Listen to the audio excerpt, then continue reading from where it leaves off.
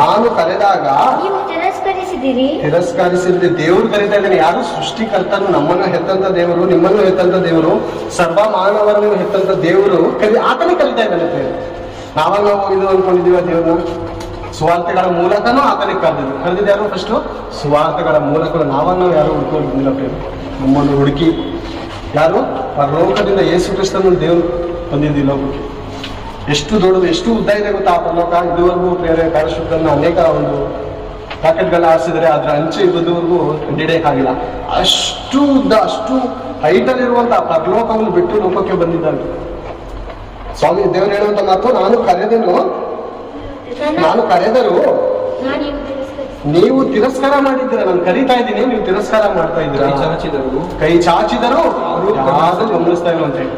ಅಪಾಯ ಐತೆ, ನಿನ್ ಜೀವನ ಭಯಂಕರವಾದ ಸ್ಥಿತಿಯಲ್ಲಿ ಐತೆ, ನೀನ್ ಹಿಂಗೆ ಇದ್ರೆ ನಿನ್ ಜೀವನ ಹಾಳಾಗ